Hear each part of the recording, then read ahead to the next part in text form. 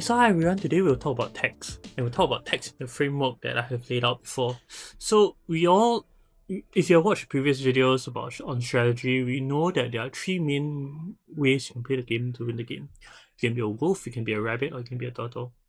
Okay? So we're gonna talk about text in this framework, and we're gonna think about how are the texts good, and which texts are good, which texts are bad, and which on which role do you want to buy which tech. Okay, so we'll go through it in course, and let's go through the first one. So training people, when you have reveal, you have command 6 and you get 2 swords. Okay, so first and foremost, all these ticks are not moved yet. So for wolf, right, it's really cheap. 2 swords is really good. Okay, and it's a very clear S tier for a training people.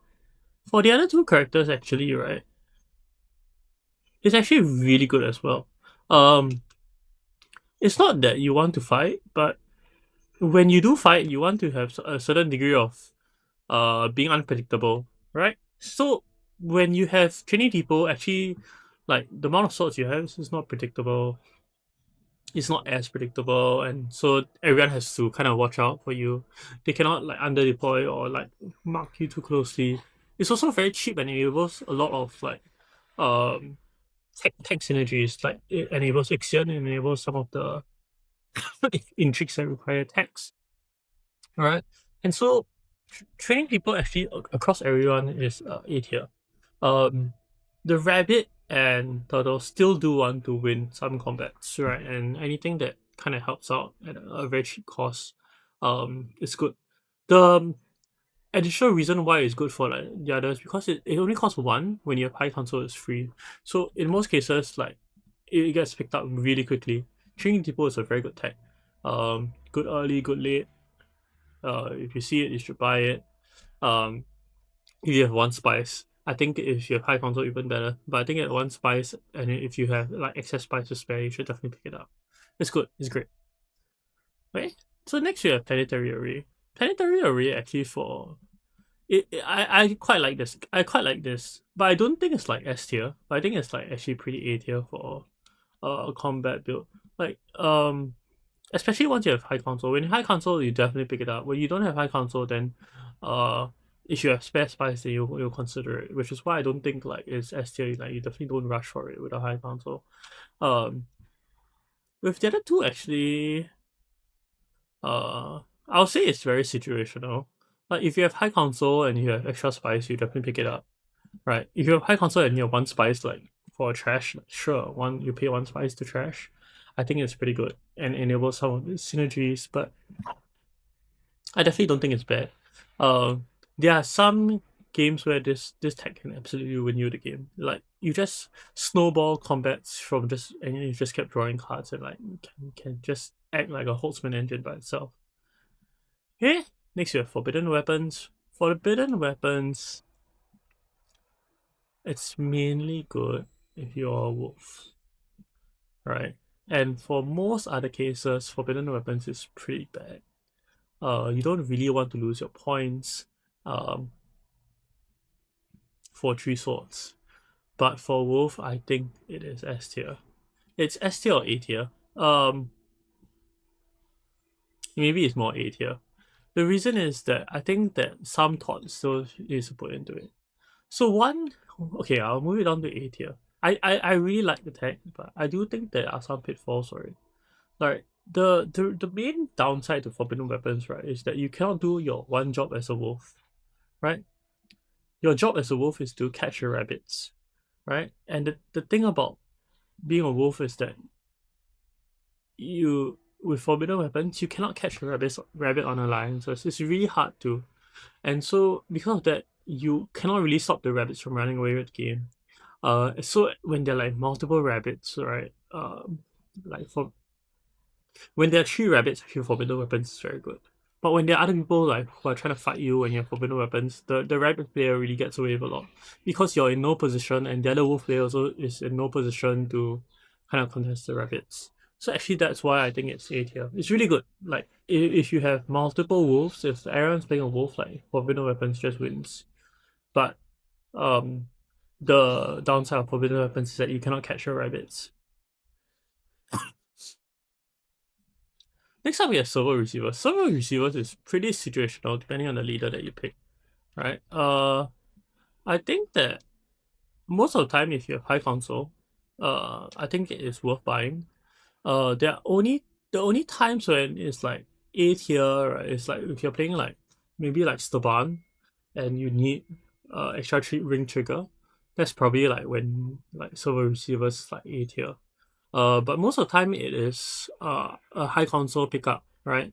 If you can, your high console, you pick it up, and then it's really good from that point. You don't really need extra faction access for most cases, but sometimes you do. In that case, it might be good, but most of the time it's situational depending on your leader and if you have high console. I don't think it's bad by any stretch. So, Jinlong for I think it's actually A tier for most. Uh, Meaning that if you have high console, you definitely buy it. And there are some times when you just need the extra draw, and paying 2 spice for an extra draw and extra intrigue is worth it. Um, I think everyone wants extra intrigues. With high console, if you think about it, right, if you have high console, will you pay 1 spice for an intrigue, or will you pay 1 spice for a draw? Like most of the time, the answer is yes. Yeah, right. The passive of like whether like you cannot entry cards cannot be stolen if you have 5 more. This often catch people like makes people misplay. But just by itself, like will you pay 1 spice for 1 card or 1 intrigue? In most cases, in most roles, you would, right? And that's how you should think about this tech. Or if you're desperate, like yeah, 2 spice for a card draw and convert it into steersman or convert it to overthrow is like really good as well. So next we have Glowglobes. I'll say Glowglobes is like S tier. Like Glowglobes does everything for everyone. Um, Looking at the top card of your deck is really good. Like being able to plan out your turn, like having to like reduce your variance on your draws is really good. Like just knowing like what you can draw and like whether you need to push to draw is like it can make your game so much better. The It gives the faction bump. I think at 2 spice, it is like it's good. At 1 spice, it is insane. If you tell someone you could pay 1 spice to get a faction bump as an intrigue, would you do it? The most likely the answer is yes, right? And so like the effect of this is really good. Everyone kind of wants it. When everyone has high console, like it disappears really quickly, and the looking at top card of your deck is useful to everyone. Yeah, especially if you're trying to count out the spice monsters. This is a really good tech. Okay, delivery bay. Okay, delivery bay, right, is really good for most people. Uh, I, I think like even for like the rabbits and the turtles, right? I think like having passive Solari allows you to do a lot of cool things. Allows you to hit Imperial Privilege, allows you to hit High Console without having spent action to get Solari. And having this extra 1 card that allows you to have the one good buy to hit 6 when you get Delivery Bay, it's really good. This tech has shown that it can win games, right? The Wolf player wants it because he needs so much Solari. The Rabbit player wants it because passive Solari is great, and the card draw to get a good buy when you purchase Delivery Bay is very good as well. Very often you can see people rushing this tech like round 2, and that's speaks to the strength of this tech. This tech is really good, and all the players kind of want it.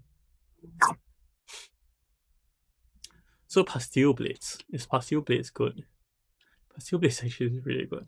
Like Plasteel Blades is one of those techs that you can see people rush towards as well. Alright, it's not just that you can trash you can get another skill, and you might think like what's the big deal about another skill, but being able to like get a Solari, it almost is like free trip to research station, or not research station, the spice refinery, right? And this force salary hits your breakpoint very easily. Sometimes you buy your commander immediately, sometimes you don't, right? The additional commander gives you a lot of flexibility through the game. Like you can buy it, and then after that you can pick up charismatic and then get one more persuasion. You can trash it to for desperate and have like double desperate. Like there are so many cool things you can do with this tech, right? And this tech is really really good. Like and you might think like, no, the rabbits and turtles don't want commanders, but no, the rabbits and turtles do want commanders as well, right? They don't want to like um spend too much on it, but when it's good, it's really good. Like everyone wants the commander that gives you a spice. The rabbits want desperate, the turtles want desperate, they also want charismatic. Like there are a lot of good things you can do with commanders. It gives you a lot of flexibility. Plasteel blades enables a lot of it. I think a lot of times when you see Plasteel blade, you see a high council into buying Plasteel blades line. That when Plasteel blades is bought for 2 is really really good. Uh, whether it's bought for 3, I think buying it for 3 is fine as well. And I think that's why I'll put it in S tier. It's a really good tech. You can see like there are a lot of really good techs. And um yeah. The suspensor suits. So I'm gonna say that suspensor suits actually uh for the wolf. I think it's actually situational for the wolf, and actually it's bad for the other two. It's actually one of the most fun techs. Like if you play Leod Hines or you play like maybe more did with Worm Access, right? Suspensor Suits is a really fun tech. But actually you only want it, right, because you don't really buy it too early. You buy it kind of late.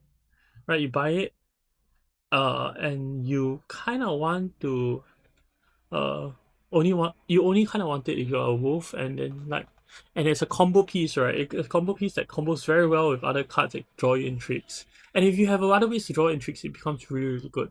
But by itself, like if you're just hitting like assembly halls or hitting like secrets by itself, it's okay, but it's not like insane. Like it gets really insane when you start to combo it off, and most of the time the person who wants to put in a lot of troops and win this is a wolf player. So it is a very situational piece for a wolf player, but it can be really really powerful, right? But it's not something that stands alone by itself. So I would say it's very situational for a wolf. But you do see a lot of wolves pick it up, right? It's situational, but you can kind of find that situation. Um, and I don't think that the rabbits or the turtles actually want this. Like, it does not necessarily help you win a combat. Like it might be a case where like you can probably win a combat if you buy Spencer suits, then you go secrets and then hit the alliance and then like go halls. But at the same point in time, you're spending so much resources into like that match that I think the resources, if spent other places, you also can get your match. So that's how I think about Suspensor suits. It's really fun though. It's like if there's a fun factor, this is like really up there. But I don't think that anyone other than the wolf really wants it. Okay, ADA. ADA, it is very good. Um, what's the value of an intrigue? Right? If you can get 2 intrigues of this for 2 spies and to trash your spy, will you do it? I think probably. If you get 3 intrigues, it's really good. You get 4 intrigues, it's like insane. So actually, like okay, so how you must think about this, right? Is that you, as all players, you need intrigues. Intrigues are not easy to come by in Uprising. You either need to go to assembly halls or you need to go to secrets, or you need to win some from combat. Like they're not easy to get. Or you have some cards that get you intrigues. Like, intrigues are not easy to get, but somehow, if you start to get some intrigues, you find that you're able to amass a lot of intrigues. Sometimes intrigues are easy, but most of the time intrigues are hard to get, right? And if intrigues are hard to get, actually the weight of them actually is very high, because the rabbit players most of the time do need some intrigue luck, right? And they do need that intrigue to push them to the final point, either in terms of a combat card or in terms of like, and then the turtles are fishing for end games. There are a lot of things that like passive action bumps, card draws, like a lot of things that can help you push you to the next step, right? Whereas for wolf, like just having more intrigues, more combat, more ability to chase down rabbits. It's really good. EDA is one of those techs that is really good. And I think if you can buy it early, you should definitely do it. Um, it can win multiple games, but you won't feel like it has won multiple games. And the reason that you won't feel like it has won multiple games is because, right, it's the intrigues that won the game. But actually, ADA has generated the advantage throughout the game. So ADA actually is one of those stars. Um, you need to trash a spy, so I don't think you should go out of your way to buy a spy and get ADA. But if you happen to have a spy on board, buying ADA is really good. Okay? Ornithopter fleet. Ornithopter fleet is very situational for most, but I'll borderline it on an A tier for some of them. Okay? Actually, for the wolf, actually, it is like one of the weakest. Like, you only pick it up to score like points. Like, the wolf only picks it up at a late game. Like, if he needs extra troops or he needs to like match all his end games, battle icons, right? But for the rabbit, it's really good. Okay, so rabbit will get high council. If you have high council, would you pay 3 spies for a point? All right. To answer that question for rabbit players at that stage of the game, most of the time it's yes. Would you pay 3 spies for a point? Right? Yes, you will pay 3 spies for a point. What the kicker is that you must have 2 different battle icons. So you must have already had 2 separate battle icons, which you can stumble into very easily. Right? So if you happen to have 2 separate battle icons for rabbit, it's really good. For turtle as well. Like if you can pay 3 spies to get a point, yeah, you definitely will do it late in the game. Right, you definitely won't rush for it, but if you have 3 spies end of the game, it gives you a point, like, sure. Right? Which is why spies is very good. Spies can get you points very easily.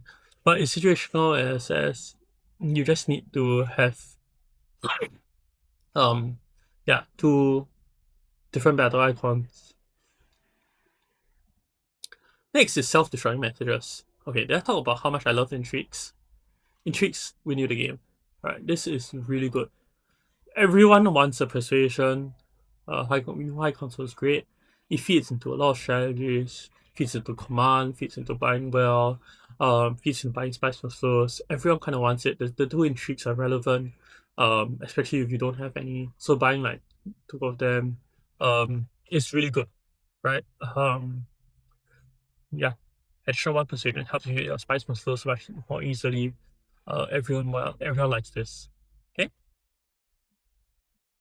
rapid dropships.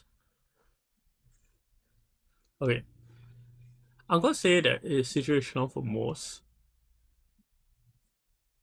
It's S tier for a wolf player. The the the one thing that I will say about this is that if you happen to buy this from any other spot, right, you can very easily become a wolf, right? Rapid dropships is so powerful, right, that no matter what your position is, right, or what you have done throughout the game, rapid dropships immediately turns you from whatever playstyle you are into a wolf. Which is why, as a wolf player, this is one of the techs that you actually want to either get early or you don't really want other people to see. Because no matter what advantage you had, right, if someone picks up rapid dropships, suddenly they're able to challenge you on more combats. So it's an S tier like combat tech. It's probably like one of the best techs in the game. But you have to watch out for it because it can immediately turn someone into a wolf and then they'll start to fight you. So I think as a wolf player, you definitely want to pick this up and even to deny it from other players. It's really powerful. Um, if let's say a rabbit and turtle, right, even if they don't convert to a wolf play style, you buy rapid dropships from gather support, right? You deploy up to 6 troops into combat, and then you get your match. Will you pay 3 spies?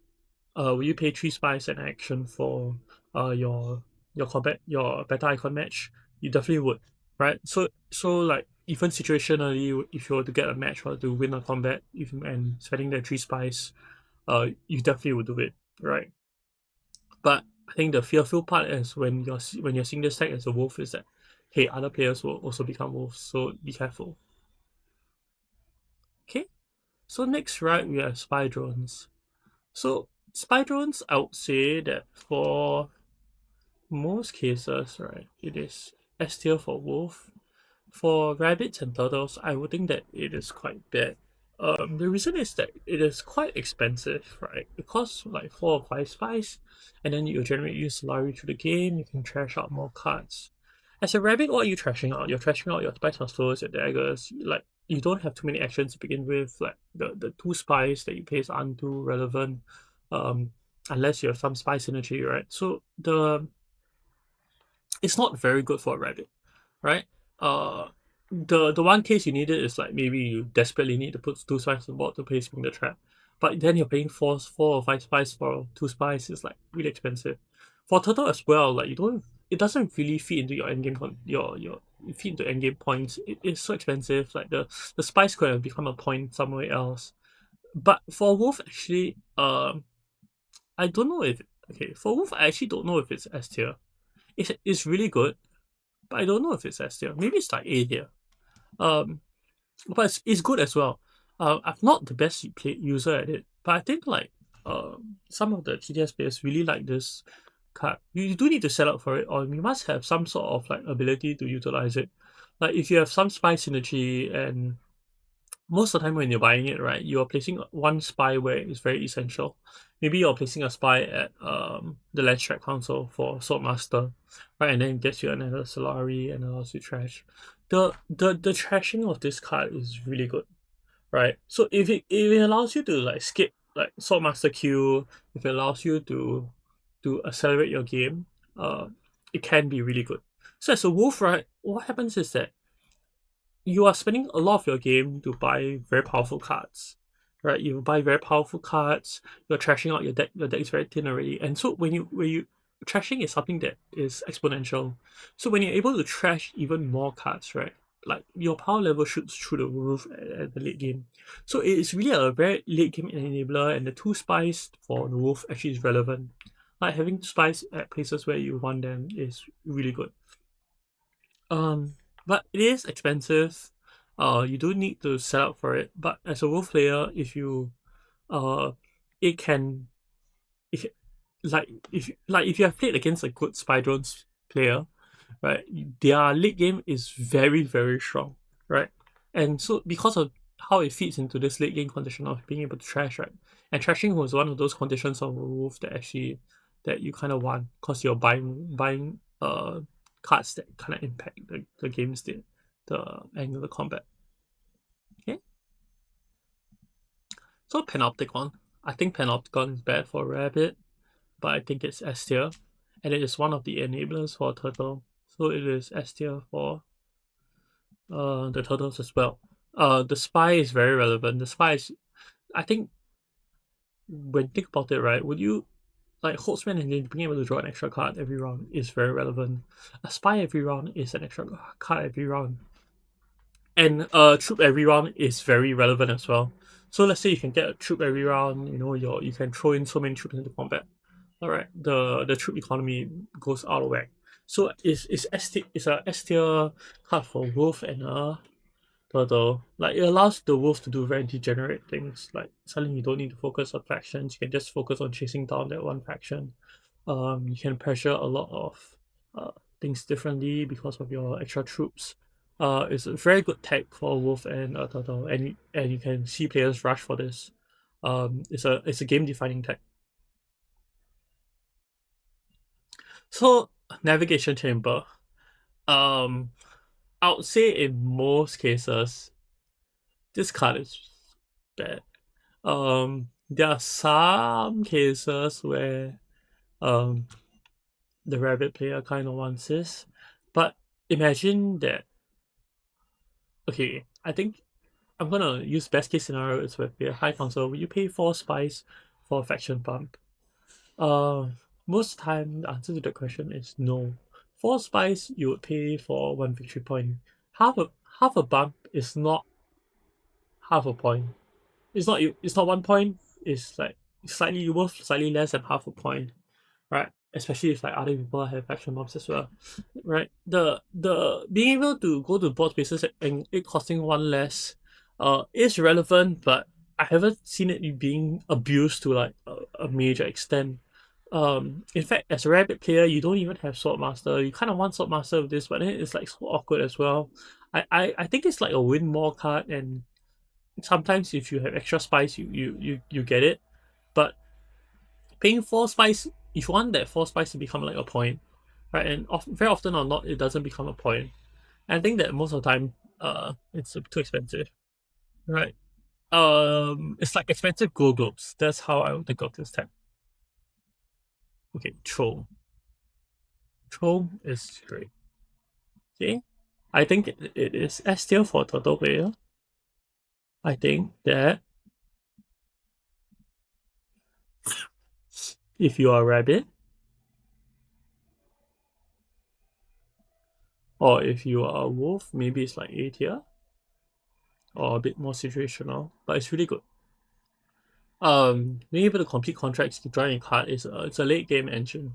So like you might think that it is not something a wolf wants, but if a wolf has the resources and has some contracts, like it has a setup for it, it can be really good draw engine late into game. There are a lot of good combat, good intrigues, contracts that are good to generate you resources and good for like the late fights, right? The turtle needs this is an enabler to him. The rabbit doesn't mind it, but doesn't love it as well. Actually, for the rabbit is the most situational. Actually, let me move it down to the situational for rabbit. Right, rabbit is all about forcing endgame. This doesn't force you endgame. You do my and buy spice for it. Um, yeah. For wolf, it actually it's a really good. But it's a really strong tech. And I think if you haven't played with it, you wouldn't be able to feel how good it is. Okay, so would you spend spend 6 spice on a on a VP? Probably, right?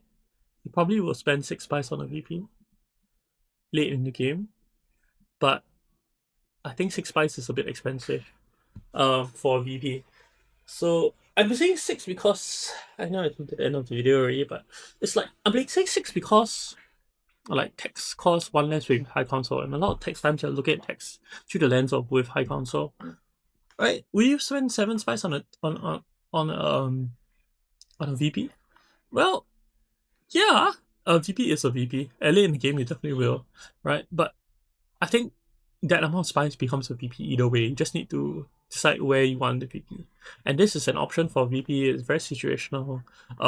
If you have the spice to trigger endgame with a rabbit, you definitely pick it up. If you have a bunch of commanders that you can recruit cheaply as a wolf, you can pick it up as well. Becoming a combat engine or just getting a VP with your extra resources as a wolf. As a turtle, you just are hoarding resources. You're trying to hoard points, and this is a point, so it's situational that way. But it is no engine by itself. It is not game winning. It's something that you kind of pick up late in the game as one of the and explore as one of the options to convert your spice into points. Okay, so this is how you should think about all the texts. The texts will vary uh leader to leader. So like some leaders like certain text more, some leaders like certain text less. I think Kota has her own set of rules on what text she likes and certain combinations of things.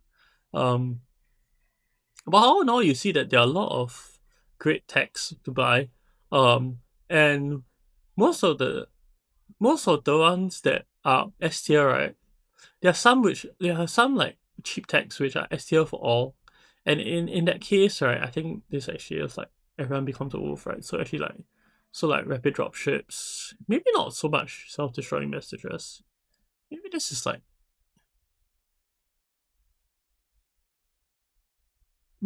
like A tier for a wolf. Okay, I'm not too sure about this, but I don't think like okay self-destroying messages probably doesn't fall in this category, but rapid engineering, rapid dropships, Plasteel blades, delivery bay, Glowglobes. I'll even say training depot to extend, right? All really good techs, like and if they are on the road, they'll definitely get snapped up quickly, and they are worth playing. And also, I mean, Panopticon for and some other reasons, right? they definitely warp the game somehow. And so if you see them on the road, you can definitely plan your game around it.